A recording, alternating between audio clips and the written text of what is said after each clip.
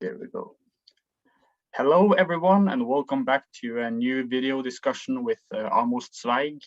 And today we are discussing a topic which sort of relates to other topics as well, which is the general relationship between moral norms, moral consensus in society, and the relationship between that and, for instance, individual liberty. What should you be free to decide for yourself, and what kind of behavior should be, for instance, restricted by general moral norms, and also what role should the state or the government play in this issue. So, Amos, do you have any considerations concerning this relationship, and, for instance, how it relates to specific issues, political issues today? Yes, thank you, Christoffer. I think it's an interesting question, and maybe let's start with two examples, and then we can spread outwards into the general philosophical questions from the examples. And so two popular examples. One is very popular currently. It's the question of whether marijuana should be legalized, or marijuana, weed, whatever. This, of course, goes into the general question of legalizing certain drugs and prohibiting others, and how do we decide which ones to legalize or to ban. And a second question could be the question of prostitution. So should prostitution be legal or should it be illegal? And in both cases, there is the libertarian argument that says basically this is property rights.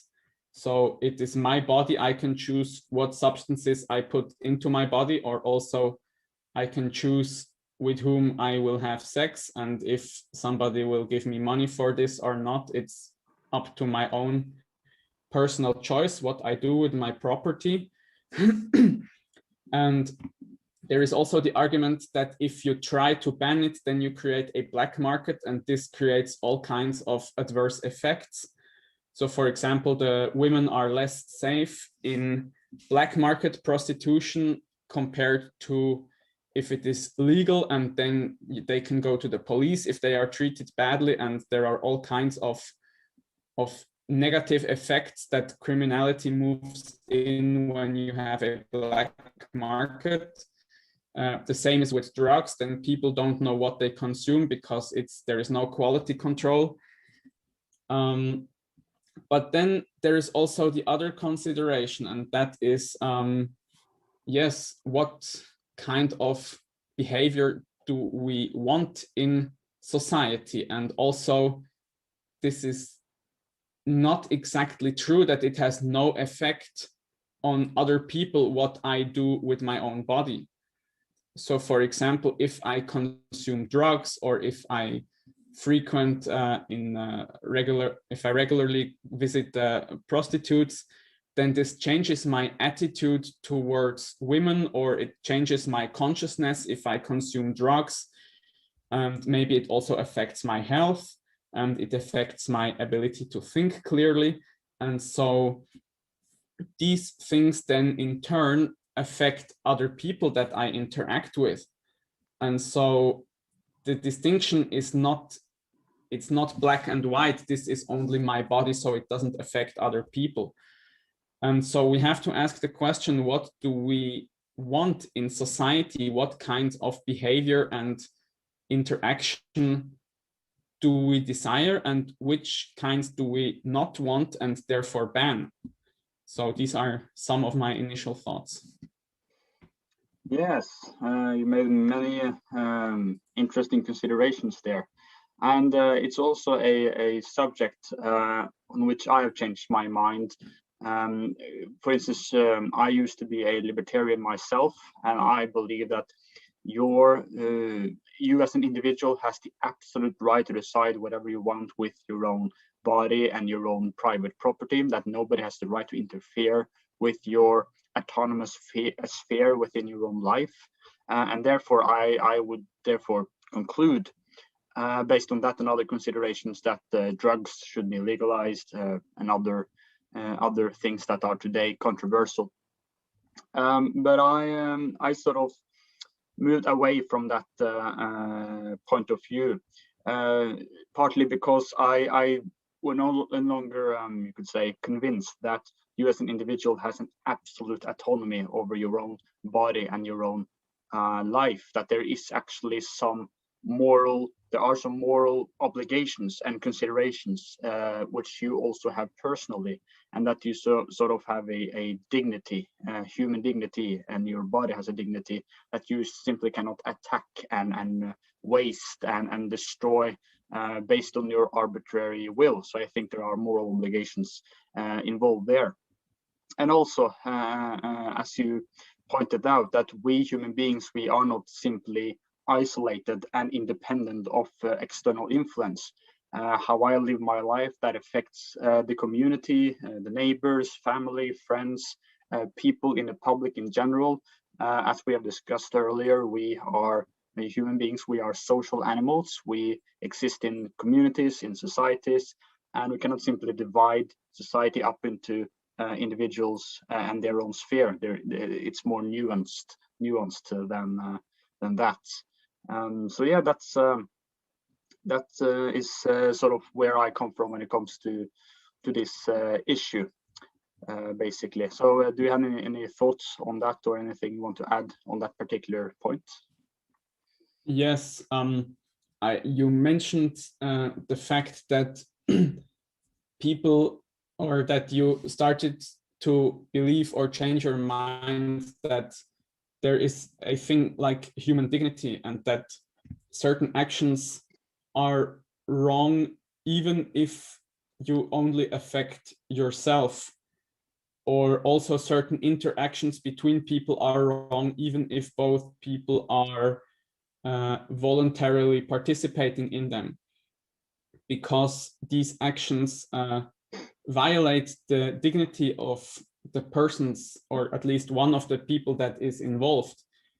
And I think this is a very interesting question. It also points a little bit in the direction of a topic that we also wanted to discuss for quite some time now, which is the idea of natural order. So that there are certain ways of existing which are right and proper for a human being by his nature as being a human being. And I think this is a very important and also a very difficult topic, because there is the danger that you put your own biases and just call them natural order or natural human dignity. But at the same time, I also do believe that there is such a thing like a proper or a harmful way of existing for a human being, and that it is not morally neutral to choose however just you want. Yes, so what do you think of this? Yeah, that's a very, I would say, important and interesting topic and issue when it comes to the idea of natural order, because that is very important to discussing society itself, because it concerns the question of how we are going to organize society, and therefore it also has political implications, I would say, and social implications. Because I think this idea of natural order is based on natural law. This idea that we have a certain human nature that is sort of objective and fixed. It's not simply what we decided to be, but it is an objective, it's objective tendency and features and purposes which we human beings have by virtue of being human. And therefore there are certain orders and relationship between human beings that are natural, because they, you could say, for instance, fulfill common goods that the participants have in common and that they want to achieve. So for instance, one example of such a natural order is the family. In the family, we see this natural hierarchy between parents and children. The children, they need parents to guide them, to feed them, to raise them, and to make them become responsible moral human beings when they grow up. And therefore it is natural to have the parents be sort of the caretakers of those children and help them in their growing when they grow up and become responsible adults. So we see already in the family a very reasonable natural hierarchy, which where the members have different roles and positions, and work toward a common good, the good of the family as a whole. And that is best exercised when each part, you could say, does his part the best in a proper way. So the parents, their nature is, they have a certain intelligence, they have a certain responsibility. We see that they are suitable to take care of children, while children do not have this you could say feature, so they are instead naturally oriented to being taken care of by others.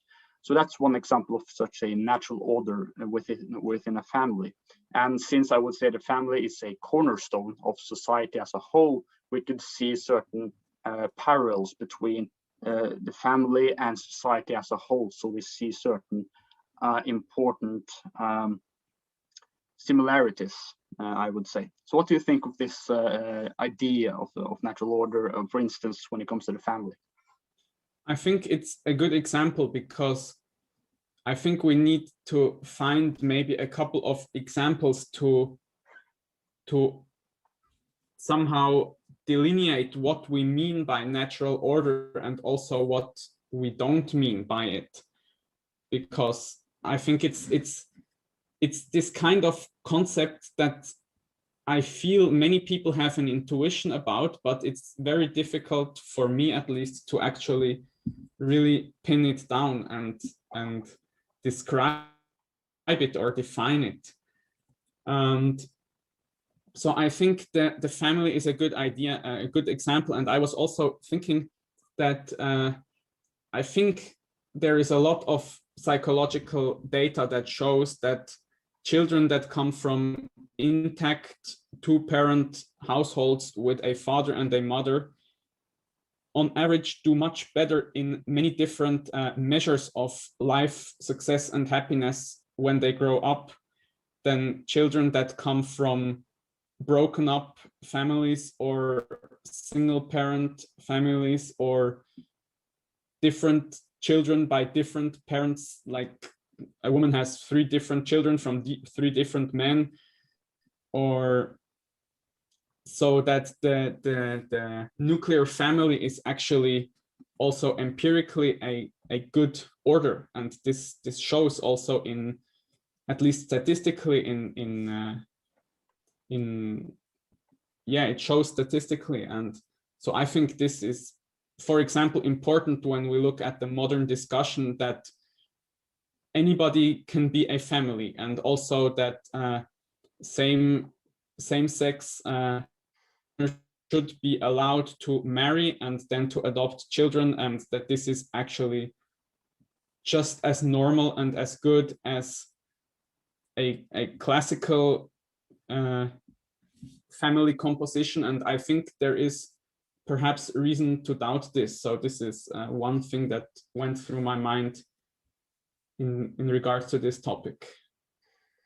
Right, yes. And I would say that there are, you could say, several ways you can discover the natural order of things or the natural law.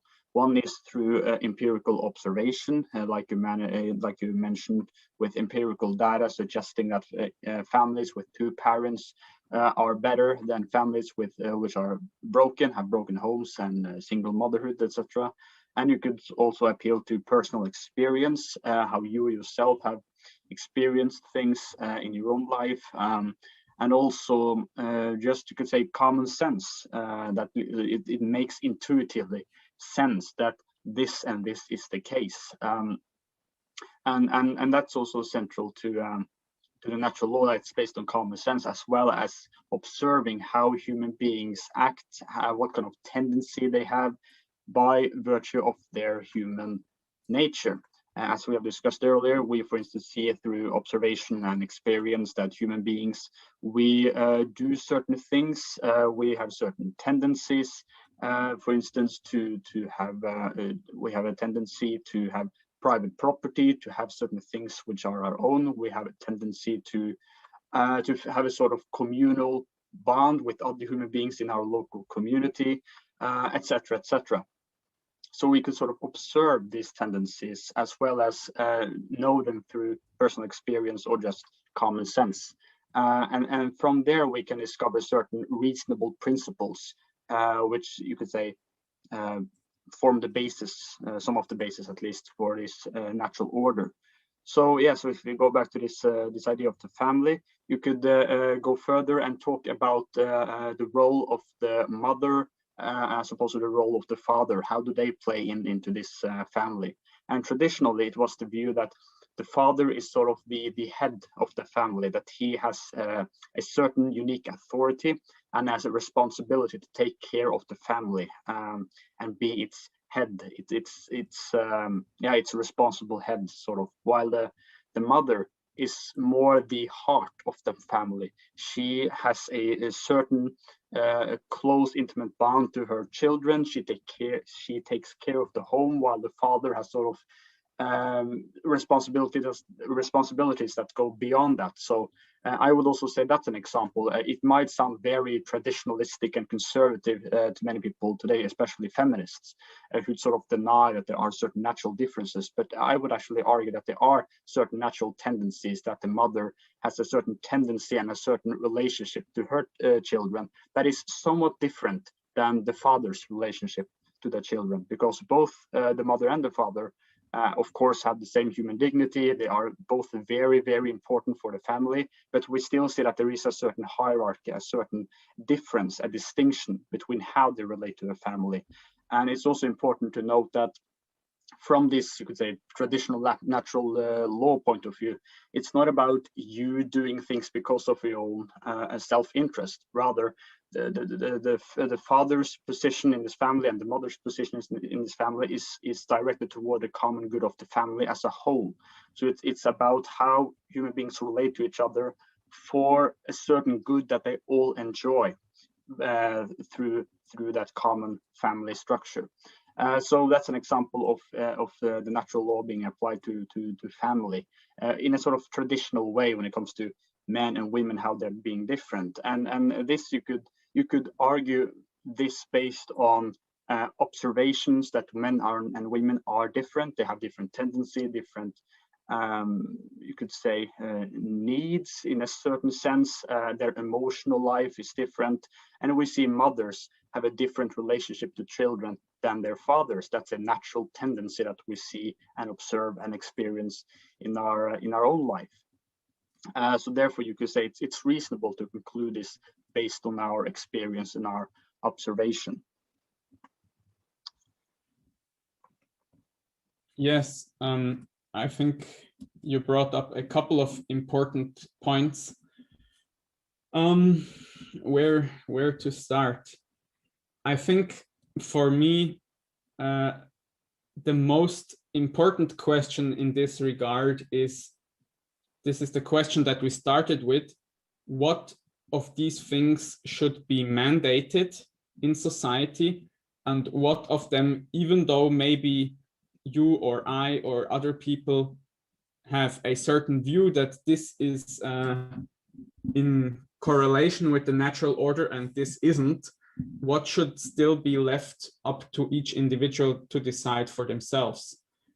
Because I think, yes, I see these arguments that you made, and in some sense, I agree with many of them.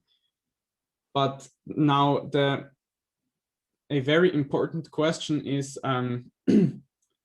yes, how far do we as a society impose these things, and how far do we leave room for individuals to decide? Because there might be, it might be that these roles, as we have now talked about them, are well suited in many cases, but that doesn't mean they are well suited in all cases. because there are also always individuals that fall outside of the norm, that have if you look at the Gaussian distribution of personal characteristics, most people are here around the center, but there are also always some people that are on the edge of the distribution. And so perhaps for them it would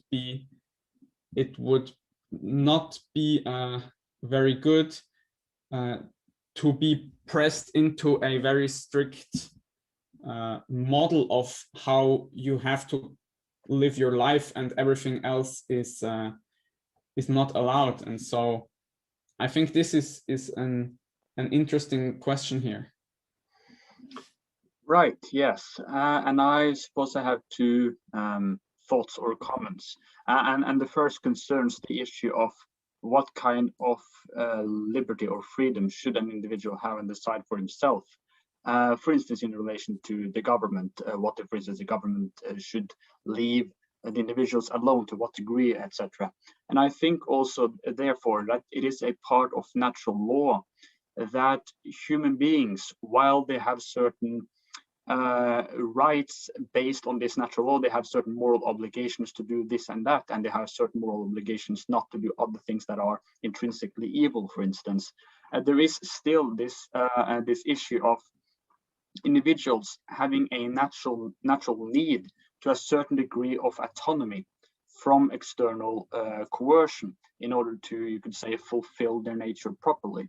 So let's say that you have a totalitarian state who controls every single thing you do and surveils your home and watches out so that you don't do any vices or sins.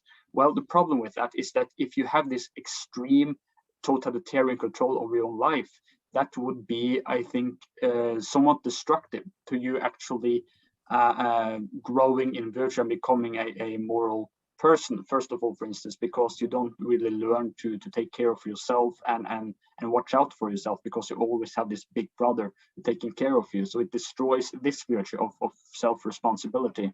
And also, I think just in general, people need a certain space of freedom from external coercion and control to exercise their virtues, to become good persons. And this is, for instance, something we see with regards to private property.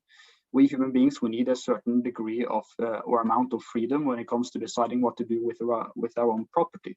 To decide for ourselves what is the best way to use them, and to have a certain degree of autonomy, how to control that, to fulfill our needs and tendencies. So this degree of autonomy, a certain degree of autonomy, I think, is natural and good, and that we all have. So I would specify that even though human beings don't have a moral right to do that which is evil, I wouldn't say that human beings have a right to injure themselves or to go against their human nature. They don't have a moral right to do those things because they are evil. Still, that does not mean that the state will control every single thing you do, because you have a certain positive right to a autonomous sphere from external coercion, a certain amount of privacy and liberty and property rights. So in that sense, I think it's important to leave a certain degree of individual liberty there. And also another principle which is relevant is, as you also have mentioned earlier, the principle of subsidiarity. Small institutions and social groups should be left alone to the degree that can do tasks on their own. And larger and more centralized institutions, they should only intervene in cases where smaller institutions cannot fulfill their task.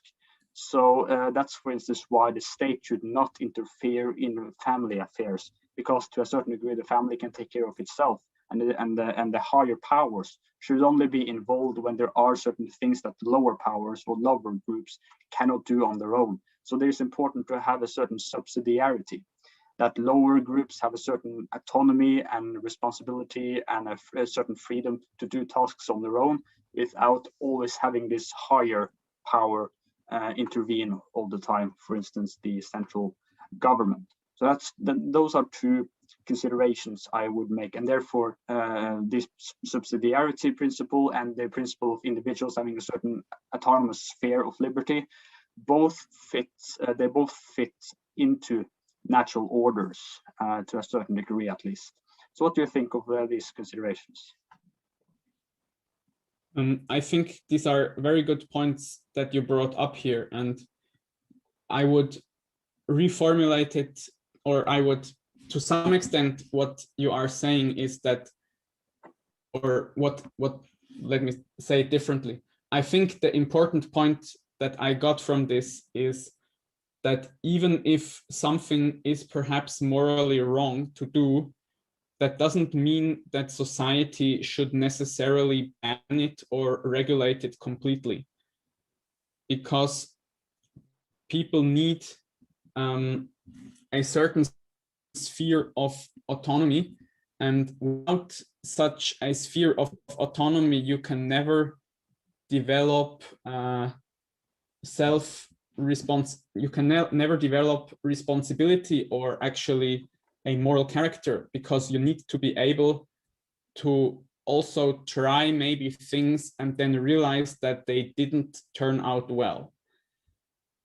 So without the possibility of, or without having the freedom to make errors, then there is no development. Then you are just like a grown-up child that the state or the society is dictating every move and every decision, and then you will never become an autonomous and self-controlled adult. And so I think this is a very important argument for freedom, even if we say freedom to do certain things that are perhaps morally questionable.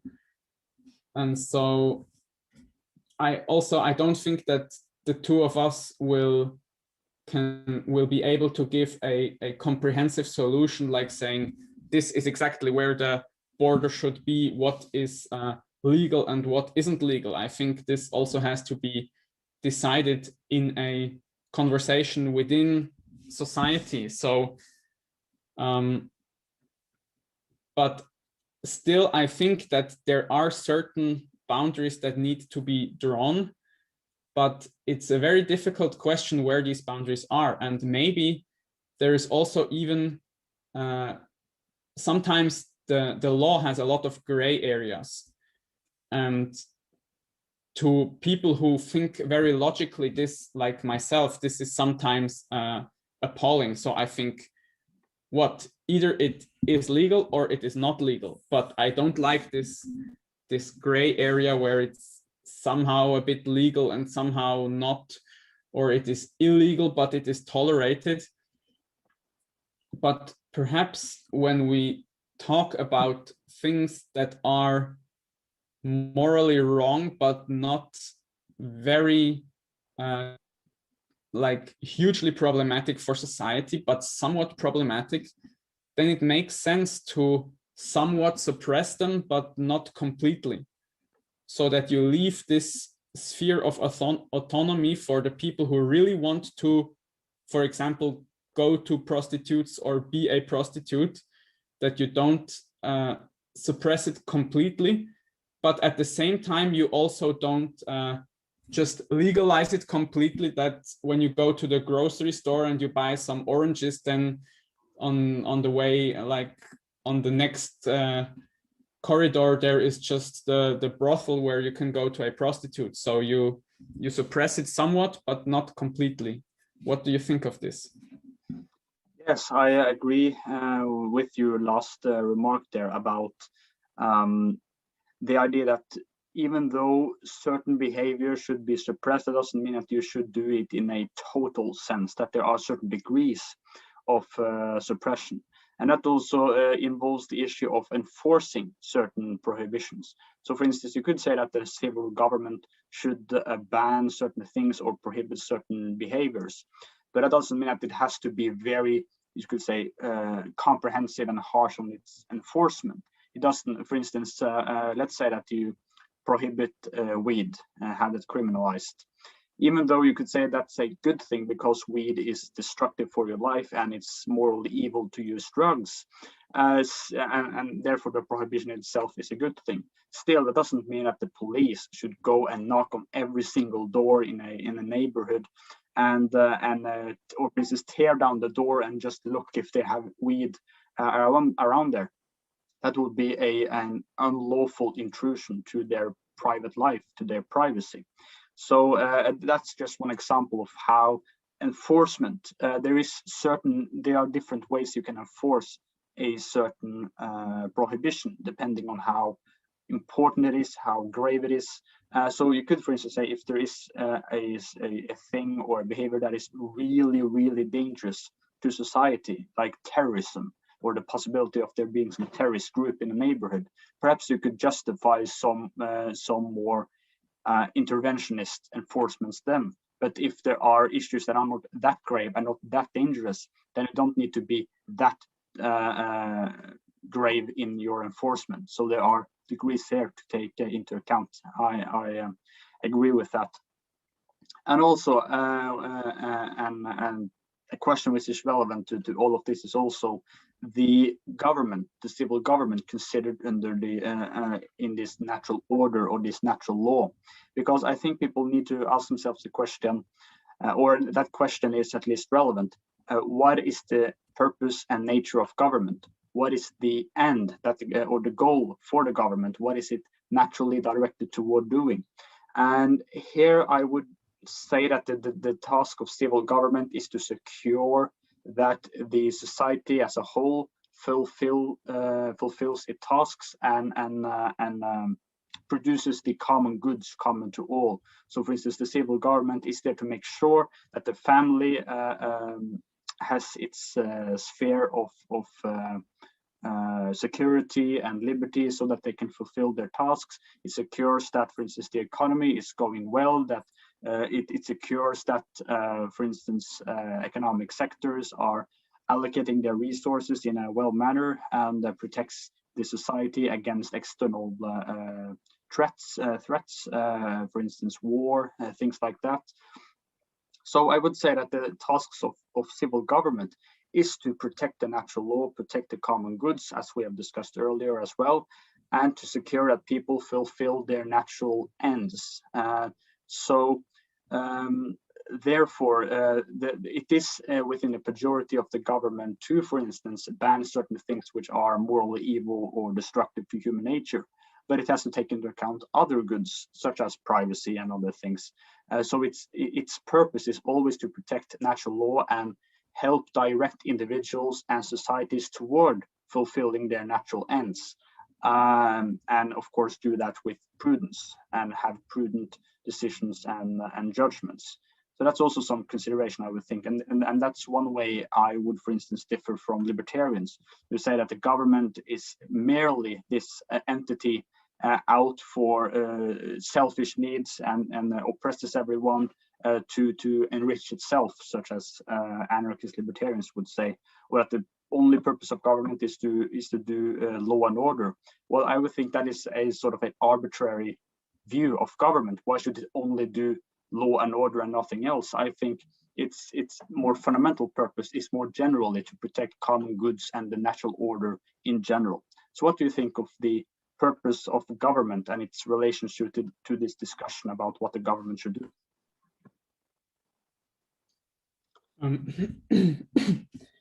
I actually liked it very much what you said, that the purpose of government is to secure the common goods. I think this is a very nice and suitable definition.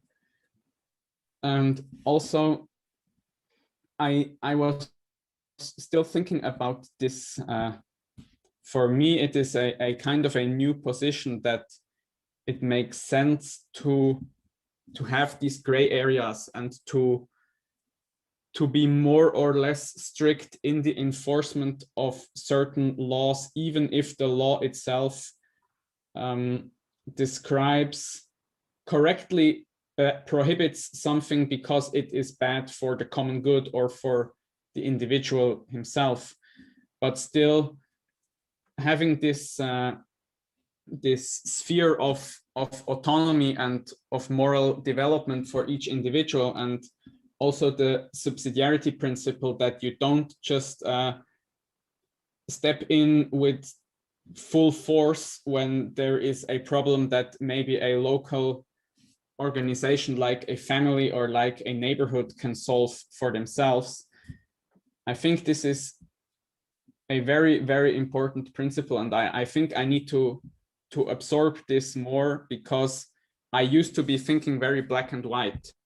Like either it is good, then it should be completely legal, or it is bad, and then it should be illegal, and nothing of this gray stuff in between. But I just realized that there is actually maybe a lot of sense in the way that society currently functions. I mean, this is the way that we currently treat laws and norms. And if people as a whole realize that, for example, some law is exaggerated, then it starts to be less enforced, even if it is still by definition a law.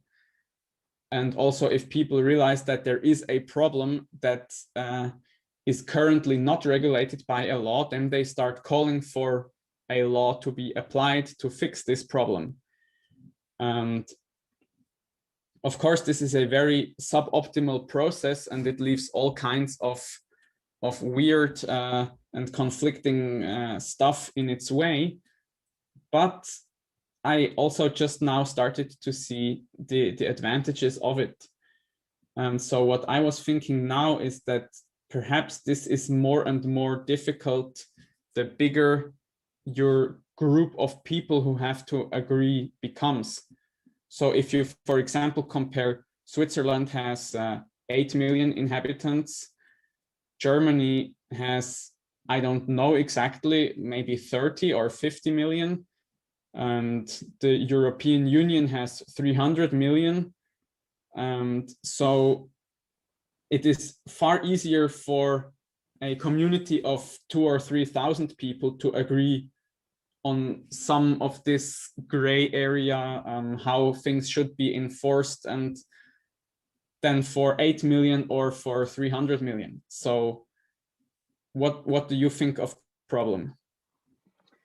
Right. So yes, I would therefore, you could say, specify that even though I think the government should enforce and protect morality, that doesn't mean that you should have a huge government, a centralized government with a lot of responsibilities.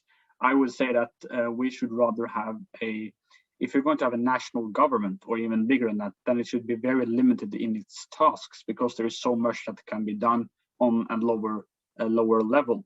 So, for instance, in Germany, you have you could say, if you go back centuries ago, then Germany was mostly a large collection of very small kingdoms.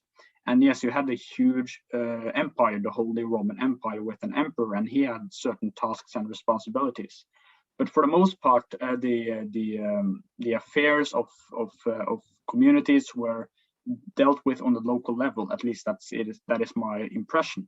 So I would think we should at least model society after the subsidiarity principle to a very large degree. And I think that the central government, national government today, and also the EU and other over-national governments are way too big and have absorbed way too many civil institutions, and have therefore violated important principles of subsidiarity. And that is a problem, and that, I would say, is sort of a violation of the natural order, to have a certain institution which has its proper place exceed its boundaries. That's also generally important to the natural law as well, that each person and each institution has a certain sphere of authority and responsibility, and a certain proper way of governing things. But you could also say that this institution, there is the danger of it exceeding its boundaries. So while you have the problem of an institution going beyond its responsibilities, that is a problem, though that doesn't take away the legitimate and proper authority of that specific institution. And also here comes the distinction between a certain position or office that a person holds and derives his authority from, and him, for instance, abusing that authority. So we should have this distinction between a certain office and the person possessing that office. For instance, monarchy versus the specific monarch doing specific actions.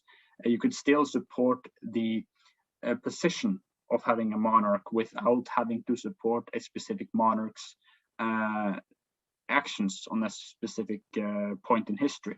So there is this distinction there as well, which is important to the natural law, that you have a certain natural hierarchy, different relationships and responsibilities and positions in society, and all of these positions and authorities need to be respected. But there are proper ways of doing it, and it's improper way of doing it.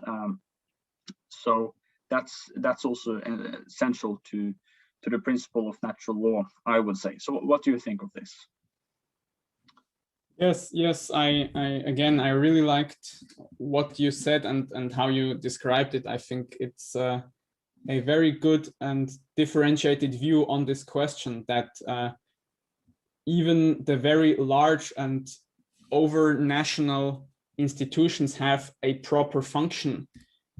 But if they try to step outside of their proper function and do more than their proper task, then it becomes problematic. And at the same time, this doesn't mean that they should be abolished, but it means that they should stay within the limits of their proper function for the common good, and that it is actually a overstepping of the natural order if you try to do things that are not within your function in this position that you occupy in society. And the same can be said on every level. So of course, some people might criticize this conversation that we had and say that we justify the institution of patriarchy and violence within the family. But of course, if a father or a husband in a household uses violence against his wife or his children, then we would say that he has stepped outside of his proper role in this organization of the family, and so therefore it is not justified. So it doesn't mean that you can just do whatever you want if you are the head of the household or the king or the government or the central something of the EU, but it means you have a certain function, and if you fulfill this function well, then this is actually justified, and if you don't, then it is not justified. So this is really great. What I was thinking is, and I've been thinking about this for quite some time now, is through what feedback mechanism can we ensure or set the right incentives that people on each level will actually conform to their proper function. And I think on a very local level, this feedback mechanism is something like just general social interactions. So people will look at you in a negative manner if you do certain things that they consider to be immoral. So for example, whatever, if you cheat on your wife, then maybe a lot of your friends will look at you disagreeingly and kind of let you feel that they don't approve of this way of behavior. But then if you go towards more institutionalized interactions, then I think maybe this is a topic for a separate video, but the right to secession is a very important corrective force in this structure.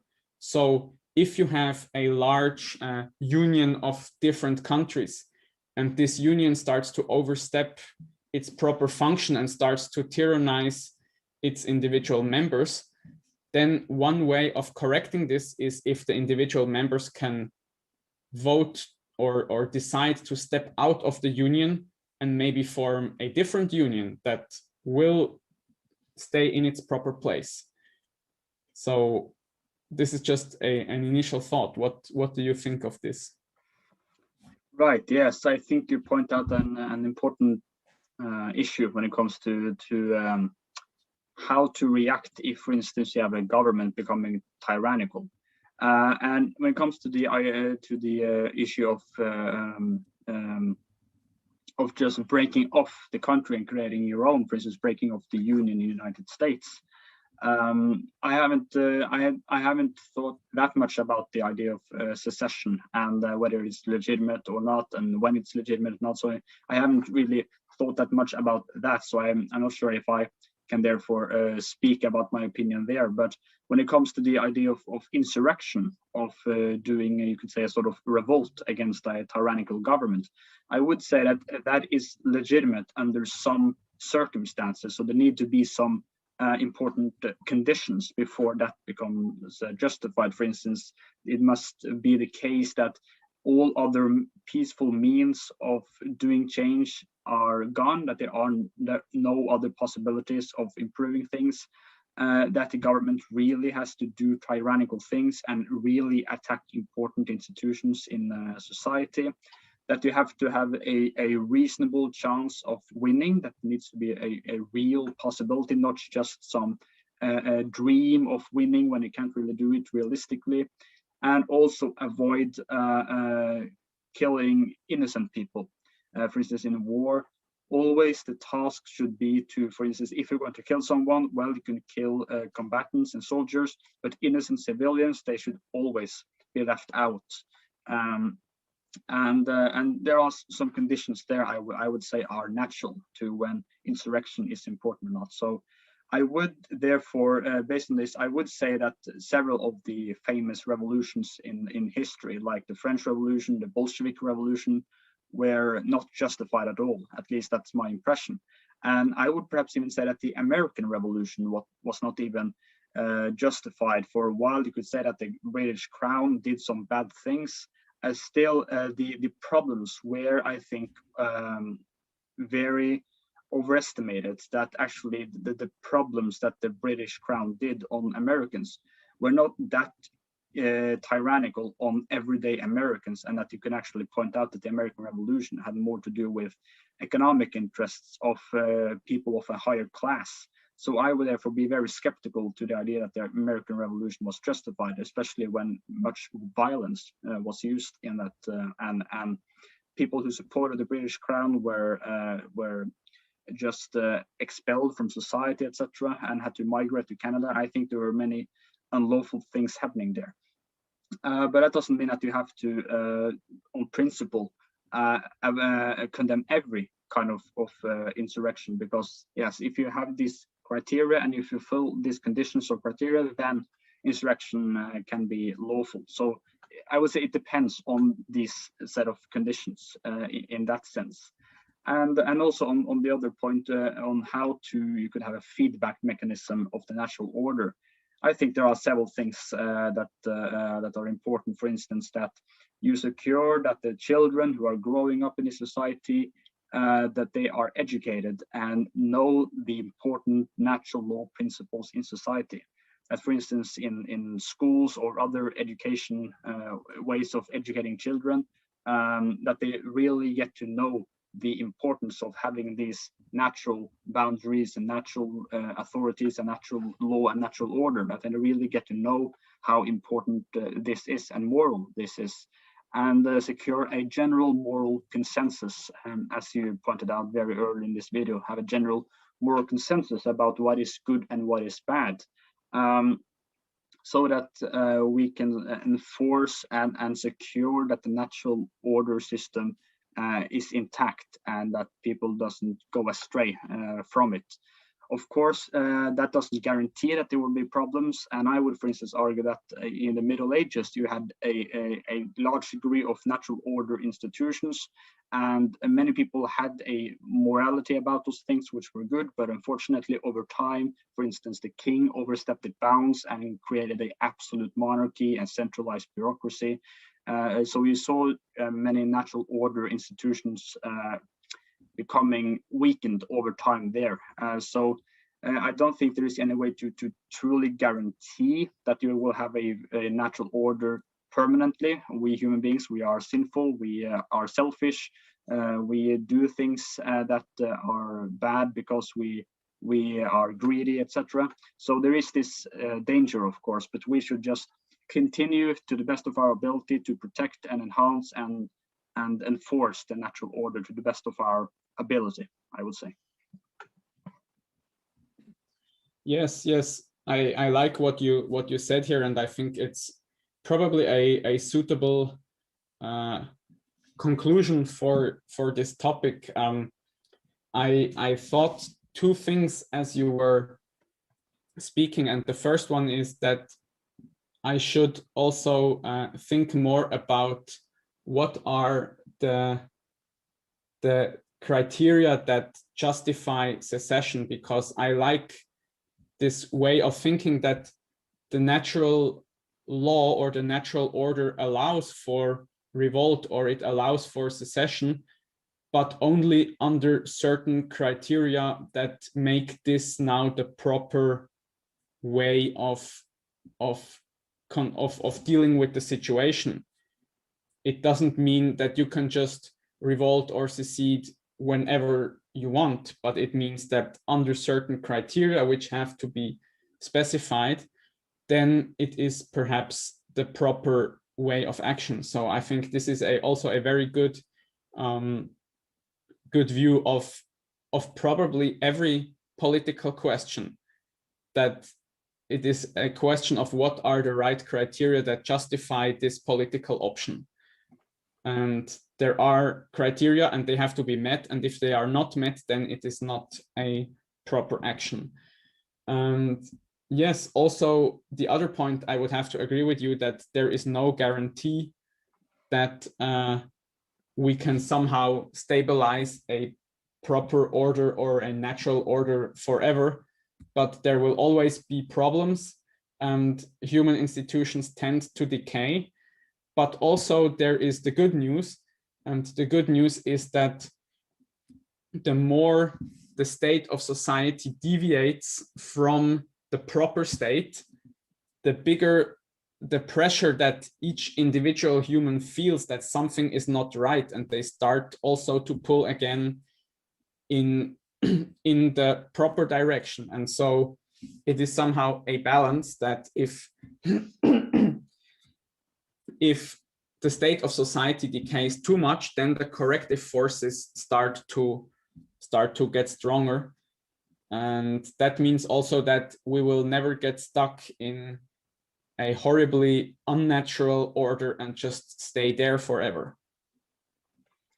Right, yeah, there are good points that you made there. And by the way, just perhaps I should clarify that when I talked about schools and educating children to support the natural law, I didn't necessarily mean that we should have a public school system like we have today. I'm actually very critical of the modern public school system, and I think we should replace it with a far better way of educating children. Perhaps this is something we can discuss in a later video as well. Yes, I agree with you that if you have a system where there are grave violations of the natural order, I think at least some people will know that there is something wrong here. And they don't necessarily have to know the very huge philosophical, systematic logic behind natural law, but I think it's because natural law is based on human nature. We can know what human nature is based on observation and common sense. We can therefore conclude that something is wrong when we see that things are wrong, when we see a certain institution exceeding its bounds or grave violations in some way or another. So perhaps you could say that some of the conservative reactionaries today who are really critical of the huge governmental system, for instance, in the United States, but also in Europe, who are critical of several things in society, aspects of society which are not the way they should be. The reactions against the leftists who are getting more and more extreme in their anti-natural philosophy, for instance, of transgenderism and other things.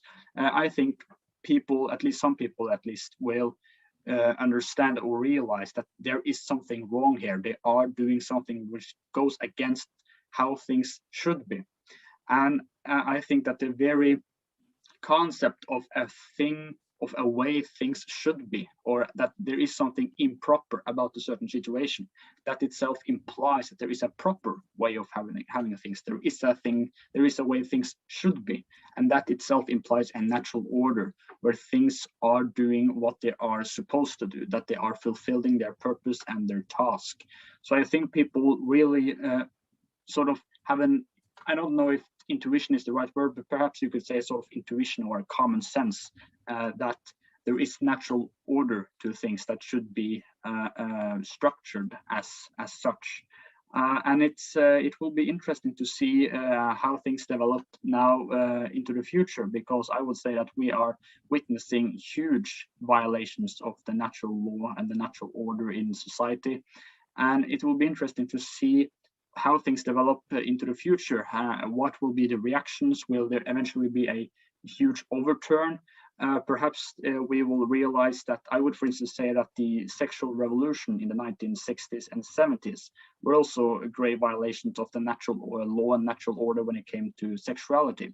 So perhaps there will be a overturn of that sexual revolution and a return to far better natural law traditions. That will be interesting to see in the future. And yes, this is perhaps a great place to conclude this very interesting and important discussion. But is there anything you want to add before we end this, Amos? I would want to add something to this last point that you made, that there are certain grave violations of natural order in society today and kind of still developing. And I think on the one hand, what we also see here is a certain divide between some people who consider themselves the intellectual elite or the very progressive thinkers, and the general population that don't share many of their more radical and crazy ideas at all. And so that even if this this development is somehow happening in society, it is more and more being imposed from the top down. And I think it starts to separate itself also from the basis of just the majority of average people in society that, for example, don't believe at all, perhaps, that there are more than two genders, or that you can just change from one to the other. And so even though this idea spreads in the human resource departments of large companies and universities, that doesn't mean that it actually spreads in society, but it's only maybe very loudly advertised at the moment. So that's the one thought. And the other thought is concerning the sexual revolution. This is actually very interesting because there is now this idea on campuses that you have to get written consent for every step you take to approach another person if you want to have sex with them, or else you can be sued of rape afterwards. So from this culture that basically everybody can sleep with everybody and there are no limits whatsoever, then people started to realize that this has negative consequences, and maybe they regretted some days later that they got drunk on some parties and slept with some people that they didn't really consciously decide to do. And so Jordan Peterson talked about this thing, and he said that in some sense you can see this as the old taboos around sexuality reasserting themselves in society. So basically, if I have to get the written consent of a woman that it is okay if I sleep with her, and we have to sign a contract, this is basically not so different from marriage. Because in marriage, what do? You first sign a contract and you say, okay, these are the conditions under which we will unite ourselves. And then marriage is basically a contract. That's why you sign a marriage contract when you marry someone. And so I think it's maybe already happening that some of the old traditional taboos around certain sexual behavior are starting to come up again. Yes, that's an interesting phenomenon you point out there. And I also, which is sort of related to this as well, I think that when you see people and groups and societies trying to overthrow certain important aspects of the natural order, it comes back sort of, perhaps in a very distorted way. For instance, when the egalitarian socialists try to abolish social hierarchies, you still saw in the communist countries that hierarchy was still there, but in a far, you could say, more distorted way, with having a elite class of bureaucrats with totalitarian powers and peasants underlying them. So that's also an interesting phenomenon, that you can't really win the war against nature. It comes back in one way or another, whether you like it or not. So that's also an important principle to this, that the natural law is sort of, or the natural order is sort of inescapable, because it's grounded in our human nature, which we cannot change. So yes, and on the issue of violations in the natural order, yeah, perhaps this is also something that it can be elaborated more later, about what kind of violations we're talking about. At least when it comes to violation of the natural law in general, I think there are very many grave violations. The natural order is more limited concept than natural law, which is sort of general moral norm. So perhaps there is a difference there. But yes, I think we have discussed many important points when it comes to both natural law and natural order, and also moral obligations of the individual, the role of the state or the civil government, etc. So yes, I thank you very much, Amos, for coming on this video and video discussion and talking about these subjects. And I also then wish you and the audience a great day. Yes, thank you very much. It was a great pleasure. Great. Goodbye. Bye-bye.